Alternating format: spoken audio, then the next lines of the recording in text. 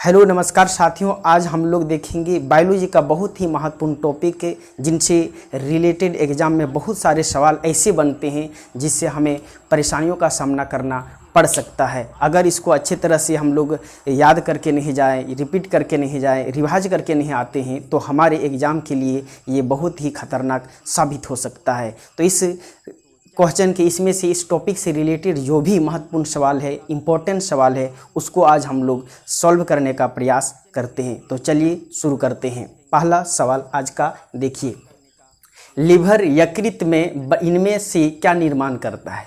Liver यानी कि यकृत इनमें से क्या निर्माण करता है? पहला है हिपेरिन, फेरस, फेरस यानी कि लोहा। अगला है जठर रस या अग्नाशय रस।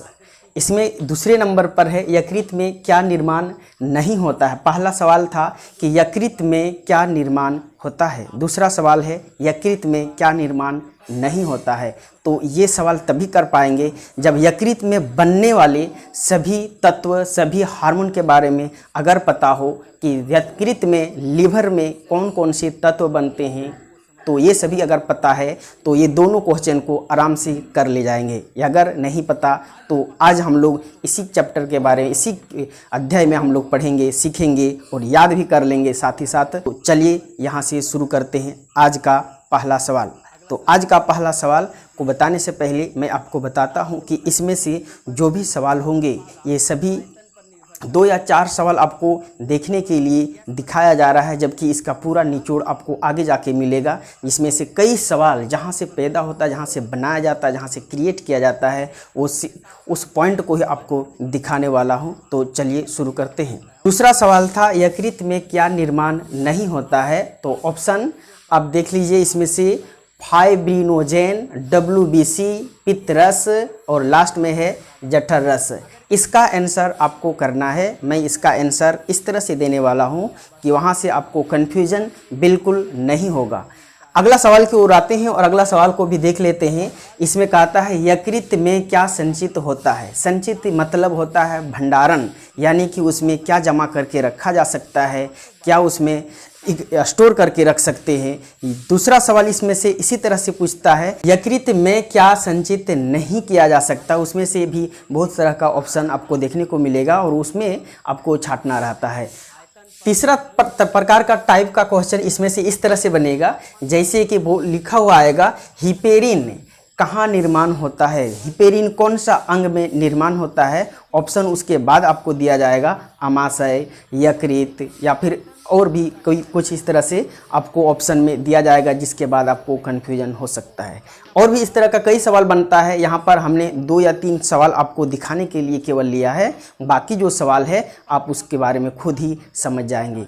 चलिए तो आज शुरू करते हैं। लिवर से रिलेटेड जितना भी महत्वपूर्ण सवाल बन सकता है मैंने उसको आपके स्क्रीन में यहाँ पर लिख के रखा है। तो चलिए शुरू करते हैं लिवर के बारे में। लिवर के बारे में जानते हैं, लिवर में क्या क्या निर्माण होता है। तो लिवर में सबसे पहले यहाँ पर 6 तत्व का निर्माण होता है। फाइब्रिनोजेन, प्रोथ्रोम्बिन, हिपेरिन, WBC, पित्तरस और विटामिन ए। ये सभी के सभी तत्व जो होते हैं लिवर में यानी कि यकृत में निर्माण होता है। दूसरा सवाल है इसमें से लिवर में क्या संचित होता है, क्या स्टोर किया जा सकता है, क्या जमा करके रख सकते हैं। तो लिवर में जो जमा किया जा सकता है वो 4 तत्व होता है और चारों को मैंने इसमें लिख के रखा है। इसमें भी आप देख पा रहे होंगे कि यहाँ पर है फेरस, क्यूपरस, विटामिन के और विटामिन 12 जिसको साइनोकोबालामिन के नाम से भी आप जानते हैं। तो चलिए इसी को हम लोग आज देख लेते हैं और याद करने का भी प्रयास करते हैं। तो चलिए, पहला है ये ब्राउन कलर का जो है वो उसको यकृत कहा जाता है। उसके बगल में आप देख पा रहे हैं वो ग्रीन कलर का जो है वो पित्ताशय है।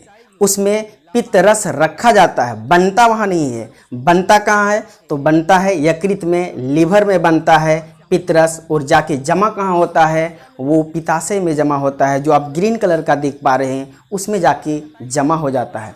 अगला उसमें थोड़ा सा पीला कलर का जो दिखाई दे रहा होगा इसको अग्नाशय कहा जाता है, इंग्लिश में पैनक्रियास कहते हैं इसको। तो पेनक्रियास, इसमें भी कौन सा तत्व बनता है, कौन सा हार्मोन बनता है, इसके बारे में भी आगे सवाल आएगा। अब अभी केवल यहाँ पर लीवर से रिलेटेड जो भी यहाँ पर बनने वाला तत्व है और संचित होने वाला तत्व है उसके बारे में आपको पहले याद करना है। तो पहला में लीवर में बनने वाला कौन कौन से तत्व हैं। लीवर में 6 तत्व बनता है। 6 कौन कौन से हैं? पहला है फाइब्रिनोजेन, दूसरा प्रोथ्रोम्बिन, हिपेरिन, WBC, पित्रस और विटामिन ए। ये 6 तत्व किस में बनता है? लीवर में बनता है। आप इसको एक बार रिपीट करें, जिस तरह से मैंने इसको रिपीट करके बोला है उसी तरह से आपको बोलते जाना है। फाइब्रिनोजेन, प्रोथ्रोम्बिन, हिपेरिन, WBC, पित्रस और विटामिन ए। यहाँ तक समझ में आ गया होगा। अब इसमें बनने वाले ये सभी तत्व हैं, इसमें से किसी को भी उठा के आपको सवाल पूछ सकता है। जैसे यहाँ पर पूछेगा कि हिपेरिन कहाँ बनता है, तो अभी तो आपको याद हो गया है कि हिपेरिन कहाँ बनेगा? लीवर में बनेगा, यकृत में बनेगा। दूसरा सवाल इस तरह से भी पूछा जा सकता है, WBC कहाँ बनता है? तो WBC भी कहाँ बनता है? लीवर में बनता है, यकृत में बनता है। आपको याद हो चुका होगा। अगला सवाल इस तरह से और भी बनाया जा सकता है, फाइब्रिनोजेन कहाँ बनता है? प्रोथ्रोम्बिन कहाँ बनता है? यहाँ पर विटामिन ए भी कहाँ बनता है? इस तरह से विटामिन ए के लिए तो हम लोग साग सब्जी से भी उसको ग्रहण कर लेते हैं, इसलिए इससे ज़्यादा क्वेश्चन नहीं पूछता है। इसमें केवल याद करके रखेंगे विटामिन ए भी यहाँ पर बनता है। दूसरा सवाल था कि इसमें लीवर में क्या क्या संचित होता है, क्या क्या स्टोर किया जाता है, क्या स्टोर रहता है, क्या जमा होकर रहता है। तो लीवर में संचित होने वाले 4 तत्व, जिसमें से पहला है फेरस, क्यूपरस, विटामिन के और विटामिन 12। फेरस, क्यूपरस, विटामिन के और विटामिन 12, जिसको आप साइनोकोबालामिन के नाम से भी जानते हैं। तो ये सभी तत्व जो हैं हमारे लीवर में बनते हैं और संचित होते हैं। आपको अब इस तरह का अगर सवाल आए तो आपको कहीं कन्फ्यूजन नहीं होगा, मुझे पूरी तरह से विश्वास है आपके ऊपर। चलिए नेक्स्ट सवाल की ओर आगे बढ़ते हैं। अगला सवाल में है कि अमाशय में क्या निर्माण होता है। सेम उसी तरह का क्वेश्चन जिस तरह से उसमें पूछ रहा था, लीवर में क्या निर्माण होता है। अब यहाँ पर क्वेश्चन बदल गया है, अमाशय में क्या निर्माण होता है। अमाशय अगला है, अग्नाशय में क्या निर्माण होता है, अस्थि मज्जा में क्या निर्माण होता है। हमारे शरीर के जितने भी महत्वपूर्ण अंग हैं जिसमें से कुछ ना कुछ हार्मोन्स या फिर तत्व निर्माण होता है, उन सभी को आज हमने सेलेक्ट किया है। आपको सारा मिलने वाला है, हमारे साथ बने रहिए। चलिए आगे की ओर बढ़ते हैं। अमाशय कहता है अमाशय में क्या निर्माण होता है। ऑप्शन नंबर ए आपका है पितरस, ऑप्शन नंबर बी अग्नाशय, जठर रस या WBC। इन तीनों चारों में से कौन सा आंसर है आपके अनुसार, आप बताएं। आगे हम बढ़ते हैं। फिलहाल के लिए अगला है अग्नाशय में क्या निर्माण होता है। तो अग्नाशय में पितरस, अग्नाशय रस, जठर रस या WBC, इन चारों में से आपके अनुसार कौन सा आंसर है, आप उसको बताएं। और आगे हम आते हैं अस्थि मज्जा में क्या निर्माण होता है। तो पितरस, अग्नाशय रस, जठर रस या WBC, सबका ऑप्शन सेम है।